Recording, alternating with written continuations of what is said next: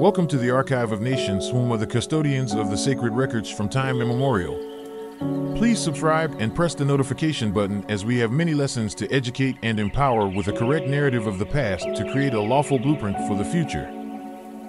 Welcome to webisode 11 of Series 1, The Fallacy of Greece and Rome, entitled Hell, Hellenes, and the Draconian Demon Race Part 2. In Part 1, we covered the Hellenes as the Amnea invaders to the Anatolian region descending from the Caucasus Mountain region in and around 2000 BC. In this webisode, we will focus on the biblical term for the Greeks and whom they were designated as within the Bible. We will also explore the influences on the Ionian Hellenes in the region by the Malians, whom are the same Dogon tribe currently located in Mali, West Africa, especially around the laws of self-preservation, Draconian law, and democracy. Finally, we will look at the manufacture of the term Hellenization that is nothing but globalization in today's world. It is advisable that if you have not watched our previous content that you go back and watch from webisode 1, entitled The Afarinkas of Mount Olembo, as we are providing a linear narrative with each webisode building upon the next. Also, please like, subscribe, and share if you enjoy this content, and hit notifications to get notified of our latest content, as it's released quite frequently. Remember also that these are study materials which you should research and confirm for yourself, so grab a paper and pen, take notes, and enjoy. When looking at the Dark Ages, one of the most important sites to consider is Athens, and in order to understand the reason why Athens survived, one must look at what the causes of the fall of the Mycenaeans were. In the webisode Mycenaean Genetic Fusion, we showed that the change on the peninsula was brought about with heavy influx of the hybrid Asian albinos referred to as the Amnea migrating into the region. According to legend, Athens was formerly ruled by Carbon Organic kings, a situation that continued up until the 9th century BC. From later accounts, it is believed that these kings stood at the head of a landowning aristocracy known as the Eupatridae, or the Wellborn. In Plato's dialogue Timaeus, a story is told about information given to Athenian leader Solon from Egyptian priests of the goddess Neith while he visited Egypt, according to which a well-advanced Athenian state was established 9,000 years prior to his time that preceded Egypt's oldest kingdom by 1,000 years. The laws of that state were the most just and largely inspired the various kings of Egypt when making laws for their kingdom. The Eupatridae means literally good-fathered, i.e. offspring of noble fathers, or the well-born, and were the ancient nobility of the region, and it is clear this social class has hereditary origins, a common feature for noble classes throughout history. The lexicographers mention as characteristics of the Eupatridae that they are the autochthonous population, the dwellers in the city, the descendants of the Carbon Organic royal stock. At the beginning of Athenian history, the Carbon Organic noble clans form a class which has the monopoly of political privilege. It is possible that, in very early times, the Eupatridae were the only full citizens of Athens, for the evidence suggests that they alone belonged to the phratries. In ancient Greece, a phratry means brotherhood, kinfolk, and was a group who played a prominent role in social and religious life. The linguistic origins of the word phratry are quite old and date back to early antiquity. It is not probable that the Eupatrid families were all autochthonous, even in the loose sense of that term. Some had no doubt immigrated to Attica when the rest had long been settled there.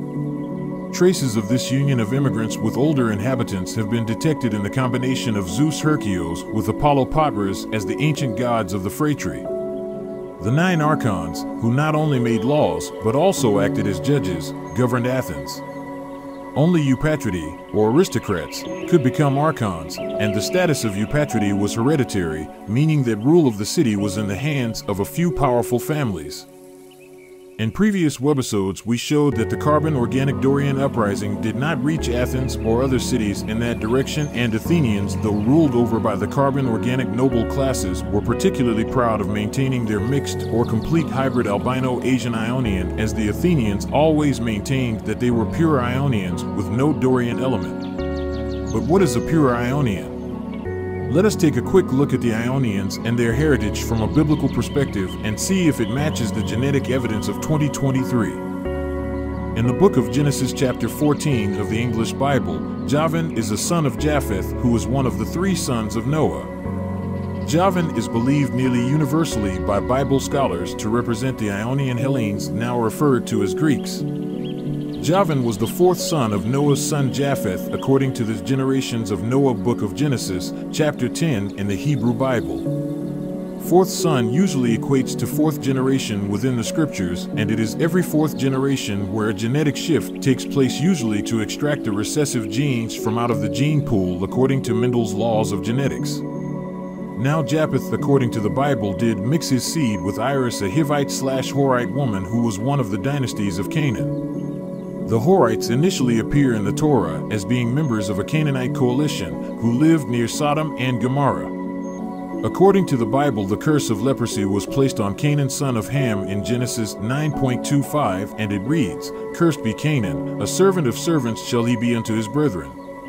Interesting to note that Ham's son's disease sounds phonetically the same as Hansen's disease, which is the correct modern name for leprosy. Coincidence? I doubt it very much. Further in Genesis 10 verses 4-5 it reads, "And the sons of Javan, Elisha, Tarshish, Kittim, and Dandanim. By these isles of the Gentiles divided in their lands, everyone after his tongue, after their families and their nations." These isles being mentioned are the Greek isles, of which is now the residence of Javan. The curse which Canaan receives is the curse of leprosy or Hansen's disease, which is found in Leviticus 14:33, and it reads, "And the Lord spake unto Moses and Aaron, saying, When ye be come into the land of Canaan, which I give to you for a possession, and I put the plague of leprosy in a house of the land of your possession." This curse of leprosy is described in Leviticus 13:10, "And if the priest shall see him, and behold, if the rising be white in the skin."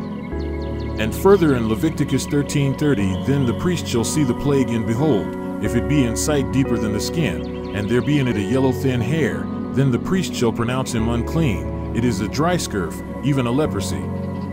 Whether the Bible is true or not, it is conveying within these passages that the curse of leprosy was the genetic defects that was mentioned in webisode 4 of blonde hair, pale skin, and blue eyes, which was carried in the ancestry of the Amnea steppe herders, and that the miscegenation took place within the Greek Isles.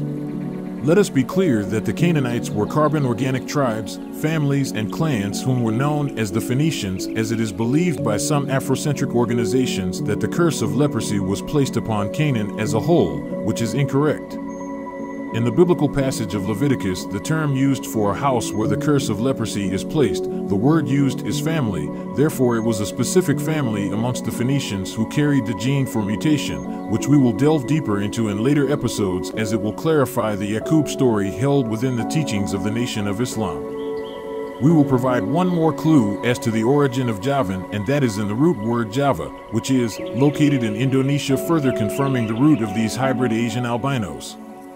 Still at this time, though they have the potential within their genes for the mutation for blonde hair, blue eyes, and white skin, they are still at this point a mulatto stock. These Phoenicians, who originally founded the Minoan and Mycenaean cultures, also carried the recessive genes for red hair, green eyes, referred to as rufous albinism. Researchers have identified multiple types of oculocutaneous albinism, which are distinguished by their specific skin, hair, and eye color changes, and by their genetic cause. Affected individuals within the carbon organic population have reddish-brown skin, ginger or red hair, and hazel or brown and rarely blue irises. Through the constant miscegenation taking place on the peninsula with remnants of the carbon organic families that remain, they are still a mulatto stock, or what was referred to as quadroons, which is the offspring of a mulatto and a white person. A person having 1/4 African blood, or the offspring of a quadroon and a white person, namely an octoroon, which is person having white ancestors except for one black great-grandparent being a person having 1/8 Negro blood. In the times of the Iliad and Odyssey, the carbon organic Pelasgians are no longer the dominant people.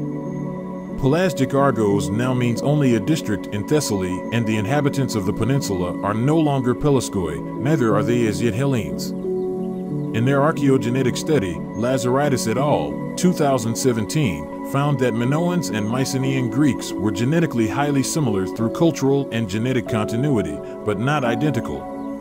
Which, as we have mentioned previously, by the time of the Mycenaean civilization, the Amnea populations are making their way into the region, creating various admixtures. Lazaridis et al., 2022, concluded that around 58.4 to 65.8% of the ancestry of the Mycenaeans came from the Carbon Organic Anatolian Neolithic farmers, while the remainder mainly came from ancient populations related to the Caucasus hunter-gatherers, 20.1 to 22.7%. The Mycenaeans had also inherited 3.3 to 5.5% ancestry from a source related to the Eastern European hunter-gatherers introduced via a proximal source related to the inhabitants of the Eurasian steppe, who are hypothesized to be the Proto-Indo-Europeans.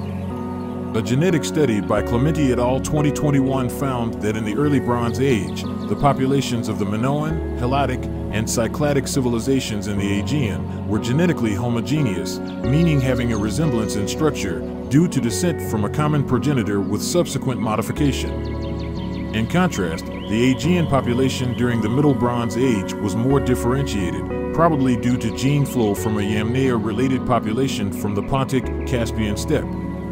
This is corroborated by sequenced genomes of Middle Bronze Age individuals from northern Greece, who had a much higher proportion of steppe-related ancestry. The timing of this gene flow was estimated at 2300 to 1800 BCE, and is consistent with the dominant linguistic theories explaining the emergence of the Proto-Greek language.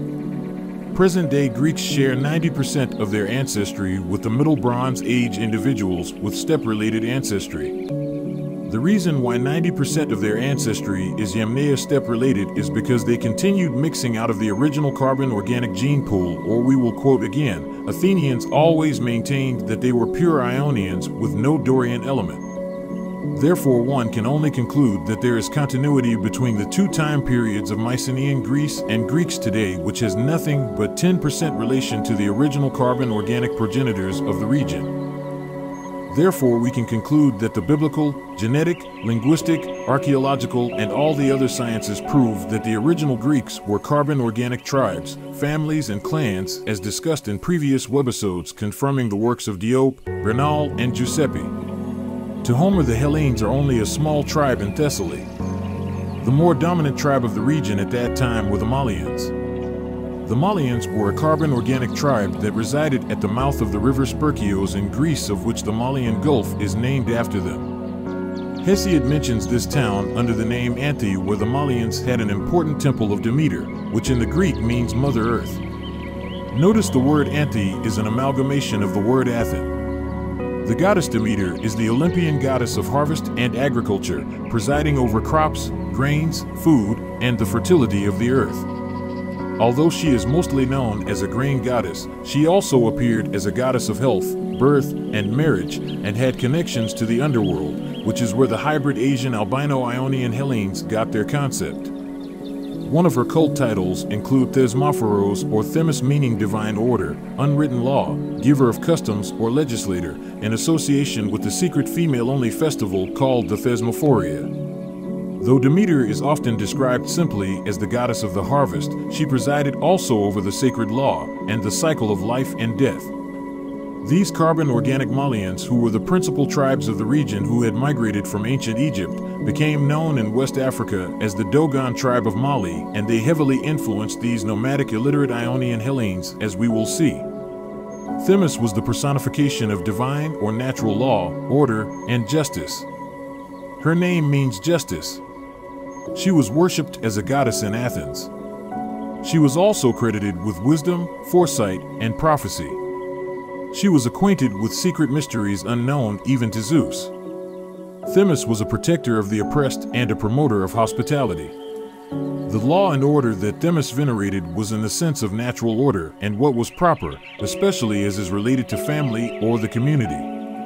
Such customs were perceived as natural in origin. In Greek, the word Themis referred to divine or natural law, while the word nomoi to laws created by people and communities. The word nomoi has its root in the word namos, and coincidentally the Dogons of Mali also have the same word.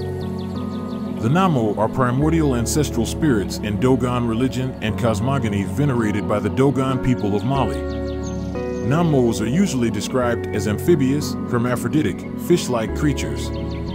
The Dogons claim that reptilian beings called the Namo came down and interbred and taught them about the stars, specifically Sirius, which was the main star of the ancient Egyptians.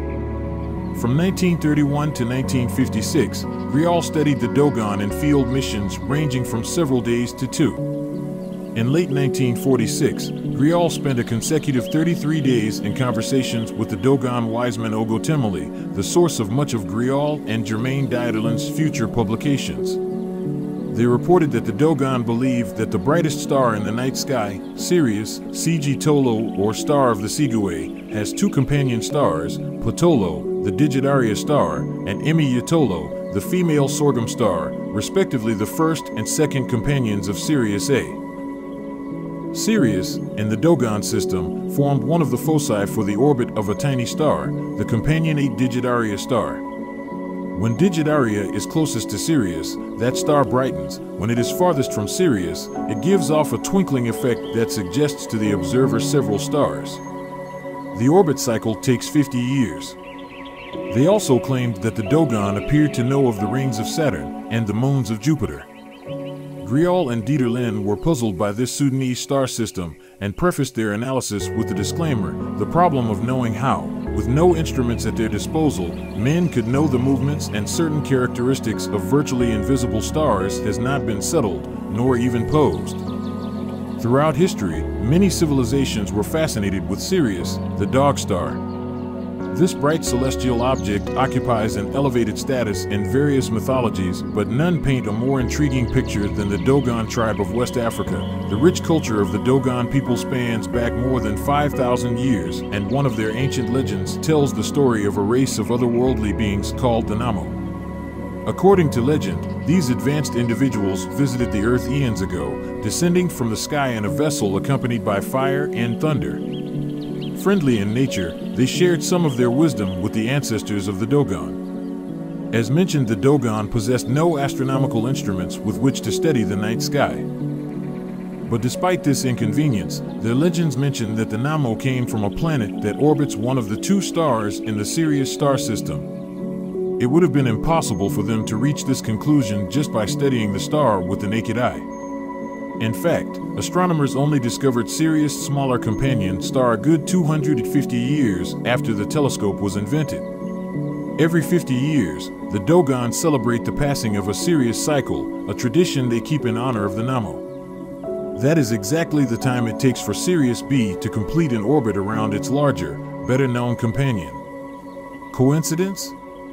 The fact that a so-called primitive African tribe possessed advanced knowledge about the universe is a mystery, but one that can be easily explained if we viewed their legends as mirrors of real events.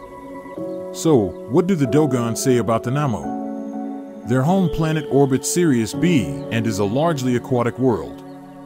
All legends describe them as amphibious creatures, very similar to our conception of merfolk. They landed in a large spaceship the Dogon called Pelotolo, or Star of the 10th Moon. This event is one of great importance for the Dogon, their first contact. At the same time the Namo ship was spiraling towards Earth, a new star appeared in the night sky. The tribe described this star as having a swirling circle of reddish rays around it, and also say that it was stationary relative to the other stars in the night sky. The Dogon revered the Namo and regarded them as civilizing gods. They are commonly referred to as the masters of the waters, the watchers, or the saviors. As unbelievable as this story sounds, many others parallel it worldwide, and they all share one common aspect: advanced alien beings visiting our planet, offering their aid and knowledge and being revered as gods. But this is a totally different subject we will cover when we take our content back to ancient Sumer, Egypt, the Indus Valley, and the Americas. Now these gods, or Namo, according to the Dogons, are civilizing gods, and the laws they taught the Dogons were the laws of self-preservation, which is a behavior or set of behaviors that ensures the survival of an organism, and it is thought to be universal among all living organisms. Interestingly enough, we also have in the Greek the word namos used for law in general, of divine laws, of a force or influence impelling to action. The Hellenes were being both civilized by these Dogons as well as being instructed with law.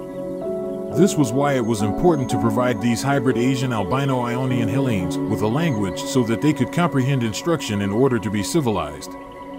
The goddess Themis was depicted as a beautiful woman, sometimes holding a pair of scales in one hand and a sword or cornucopia in the other. By the way, scales also just happen to be another feature of a reptilian type of being, but I digress. Another goddess of justice, Dike, would carry out the decisions of the fates. Said to be one of the daughters of Themis, Dike's fateful responsibilities were above the influence even of the gods. Themis followed her mother Gaia in occupying the oracle at Delphi. Themis shared a temple at Rhamnus with Nemesis, because those who ignore divine or natural laws must face comeuppance. Nemesis is the goddess of divine retribution against those who committed hubris, arrogance, excessive pride, and defiance of Olympus in rejecting law and order. The symbol of the balance comes from the god Anubis, who weighed the hearts of humans. For its part, the scales often held by the Lady Justice have a history of its own that dates back to ancient Egypt, in whose culture the concept of Mot, universal balance, was vital. So much so that this concept was embodied in a goddess with the same name, in whose hands a scale was drawn precisely. This symbol was inherited by the Greeks and in turn by the Romans, and comes to us today as an emblem of equity, that is, of the decisions taken with the greater good in mind. The scales measures the weight of things, contrasting the individual well-being with the collective, or the short-term good with the long-term good. And the sword of justice was an emblem of absolutist monarchies, in which the power to administer justice fell entirely in the hands of the king or monarch. During the first millennium BC, Athens succeeded in bringing the other towns of Attica under its rule. This process of synoikismos, the bringing together into one home, created the largest and wealthiest state on the mainland, but it also created a larger class of people excluded from political life by the Carbon Organic Nobility. The Hellenes, Poles, and Politias showed a great advance on the Asiatic monarchy, under which all power was in the hands of one man, and his agents carried on government. Polis means city in Greek. In ancient Greece, it originally referred to an administrative and religious city center as distinct from the rest of the city. Athens, the city inhabited by the Ionian Hellenes, being the first city to come out of the Greek Dark Ages around 750 BC, no longer had a king or monarch. In ancient Greece, society was divided into three social classes: the aristocracy, the middle class, and the lower class. Each of these classes had distinct characteristics and played a particular role in Greek society. The aristocracy, known as Eupatridae, whom were the Carbon Organic Nobility. The aristocrats often held positions of power in government and were responsible for making important decisions that affected the entire city-state. They were also expected to serve in the military as hoplites, heavily armed infantry soldiers. The middle class, known as Geomori, whom were an admixture of Carbon Organic and Ionian Hellenic tribes, families, and clans, and various admixtures between them. The middle class in ancient Greece was made up of merchants, farmers, and skilled workers. They were not as wealthy or influential as the aristocracy, but still held a significant place in society. The middle class was instrumental in building and maintaining the economy of Greece through trade and commerce.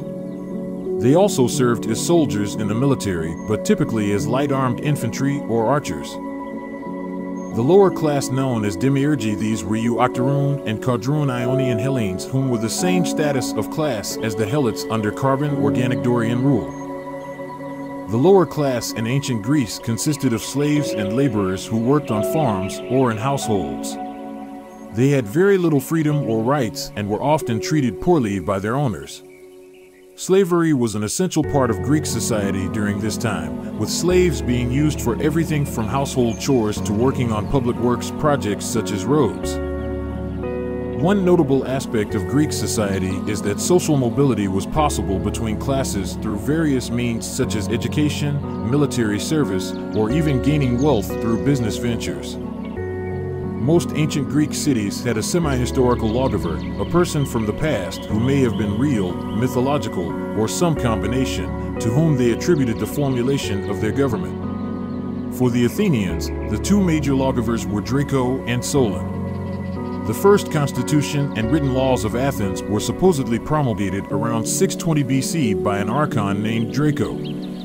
Draco in the 7th century BC, also called Draco or Dracon. Draco was found in the ancient Greek to mean serpent, therefore another relationship with these serpent beings spoken of within the ancient Dogon records called Namos. Take note that all serpents have scales, hence the scales of justice, and also the serpent has connotations with hell and the underworld. Draco was the first recorded legislator of Athens and ancient Greece. He replaced the prevailing system of oral law and blood feud by the Draconian Constitution, a written code to be enforced only by a court of law.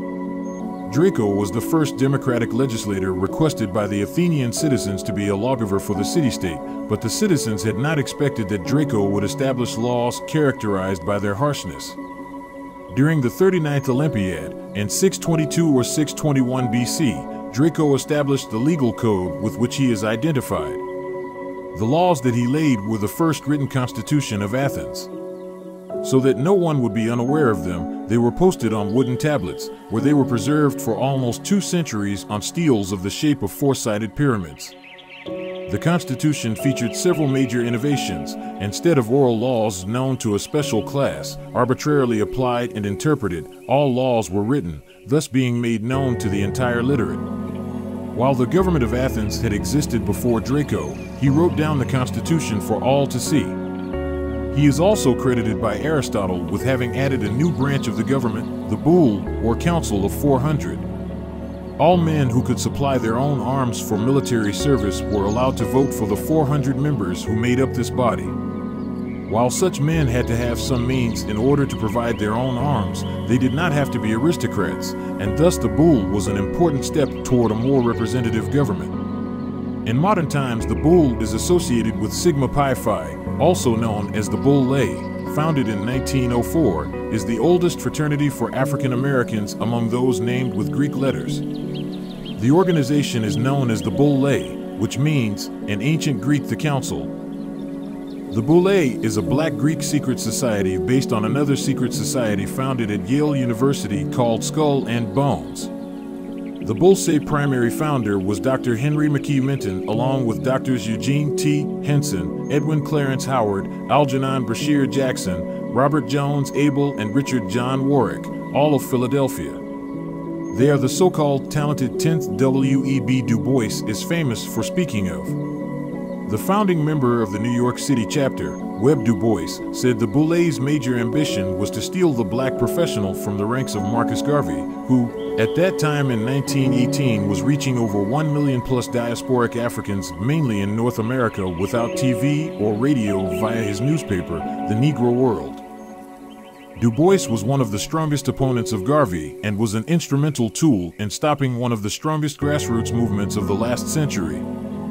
Du Bois, along with Alain Locke, the first black Cecil Rhodes scholar, publicly defiled Garvey by calling him a gorilla and a little, fat black man, ugly with a big head.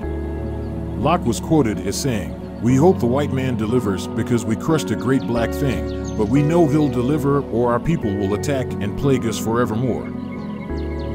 Collectively, there are now 5,000 plus members and 112 chapters throughout the United States and West Indies, which make up the wealthiest group of black men on the planet. The name Boule is a Greek term, meaning the advisors to the king.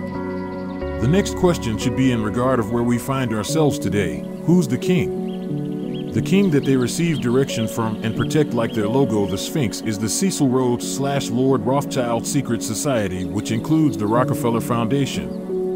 One of the problems with the Boule is that they falsely acknowledge the Hellenes as the founders of civilization, which is a fabrication. The Hellenes got their knowledge from the Nile Valley, being ancient Nubia, Egypt / Kemet, and Sumeria. This is how it has been since the times that the Boule were created as gatekeepers to the ruling noble Carbon Organic Nobility, which was to protect the assets of the ruling class and to keep an eye on the lower classes / slave populations and to alert them if there would be an uprising.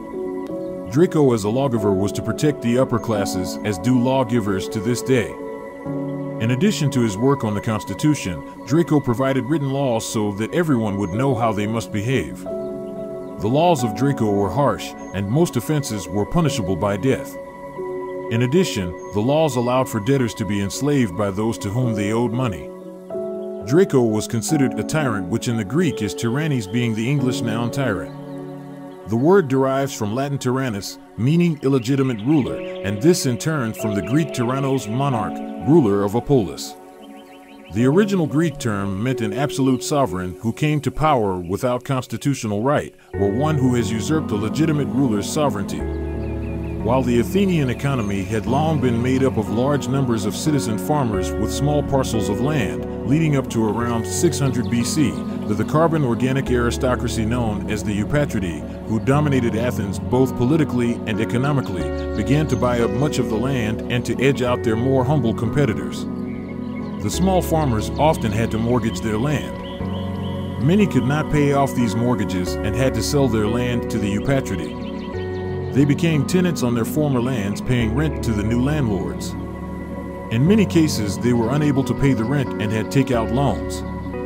According to Athenian law, however, if they were not able to pay back their loans, they would be made slaves to their creditors. As impoverishment and the prospect of enslavement became a very real concern to a large portion of the population, civil unrest filled Athens.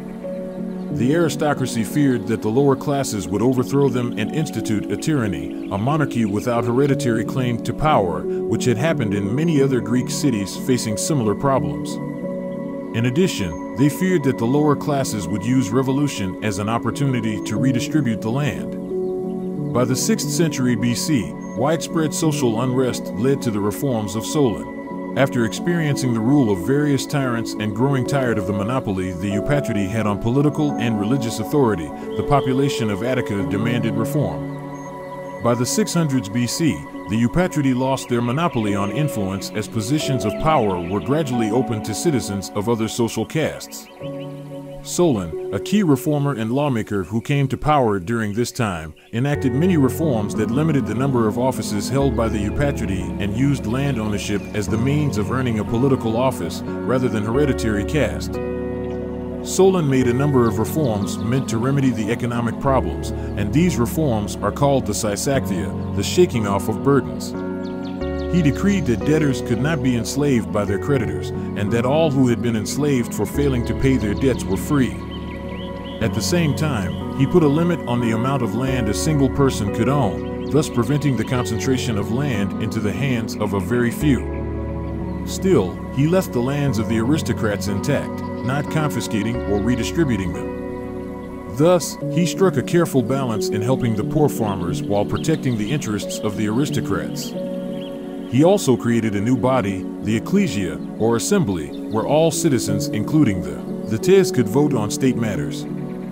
The ecclesia became the most important body in the government. It acted as a jury for important court cases, passed laws, and elected the higher officials. Thus, the ecclesia represents an important step toward the establishment of an Athenian democracy. Nonetheless, the constitution of Solon was not strictly democratic. The ecclesia could only deliberate on matters set for it by the Boule. It is not clear how laws were passed under Solon's constitution, but it seems that the Areopagus retained control over the laws. Indeed, the Areopagus would be the focus of future political action, and so it seems that real power still rested within this elite body. Solon's constitution gave all male citizens of Athens a say in their government, but it also retained a powerful ruling aristocracy. These would pave the way for the eventual introduction of democracy by Cleisthenes in 508 BC. Cleisthenes was an ancient Athenian lawgiver credited with reforming the constitution of ancient Athens and setting it on a democratic footing in 508 BC. He brought about democracy, in which, in its most complete form, all offices were open to all citizens, and all questions were decided by their votes. The last was the popular ideal, though seldom completely attained, and the philosophers did not find it difficult to point out its weaknesses and defects. They usually urged that the right form of government was an aristocracy, that is, when the best men governed. Aristocracy from aristos meaning best, and kratos meaning power, strength is a form of government that places power in the hands of a small, privileged ruling class, the aristocrats.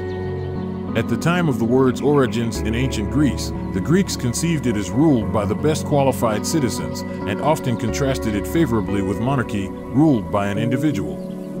It best described a system where only the best of the citizens, chosen through a careful process of selection, would become rulers, and hereditary rule would actually have been forbidden, unless the ruler's children performed best and were better endowed with the attributes that make a person fit to rule compared with every other citizen in the polity. This process was how they were able to eventually usurp the legitimate carbon organic rulers of the land and institute a tyranny of illegitimate rulers, being the hybrid Asian albino Ionian Hellenes.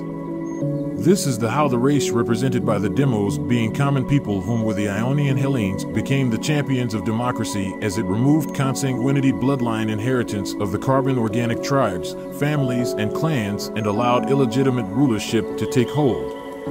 On this journey of setting the record straight in regards to the narrative of the claim of thrones, we will see this tactic being used time and time again to remove the carbon organic rulers from seats of power. Aristocracy has been associated in the modern era with its more general and degenerated form of oligarchy, being governments, specifically an aristocracy class-based oligarchy such as politicians and lawmakers, with entitled nobility as in fake monarchies or aristocratic merchant republics, whom are today's CEOs and corporations. In truth, the idea of a Hellenistic period is a 19th century concept and did not exist in ancient Greece. Although words related in form or meaning, e.g. Hellenist, have been attested since ancient times, it was Johann Gustav Droysen in the mid-19th century who, in his classic work Geschichte des Hellenismus, History of Hellenism, coined the term Hellenistic to refer to and define the period when Greek culture spread in the non-Greek world after Alexander's conquest. Following Droysen, Hellenistic and related terms, e.g. Hellenism, have been widely used in various contexts. The major issue with the term Hellenistic lies in its convenience, as the spread of Greek culture was not the generalized phenomenon that the term implies. Some areas of the conquered world were more affected by Greek influences than others. The term Hellenistic also implies that the Greek populations were of majority in the areas in which they settled, but in many cases, the Greek settlers were actually the minority among the native populations. We will see this in the future webisode Greek Hebrews Founded Western Civilization. We hope you enjoyed this lesson, and we hope you will be back for the next webisode entitled African and Phoenicians Deities Become Greek Gods. Join us on the next episode as we continue to unravel the mysteries of our past to create a better blueprint for the future for all fallen humanity. This series, The Claim of Thrones, will take you on a journey through the universe, across the galactic heavens to the eventual seeding of the planet Earth. This series will also cover the hidden realities of how humanity came about, the various cataclysms and restarts, and follow the various bloodlines of indigenous rights of inheritance. This narrative sets the sacred record straight in regards to who's who on the planet Earth and begins the journey of the lawful reversion and restitution for the heirs of Mother Earth. If you like this content, please subscribe and hit the notification button, as well as support across our many social media platforms.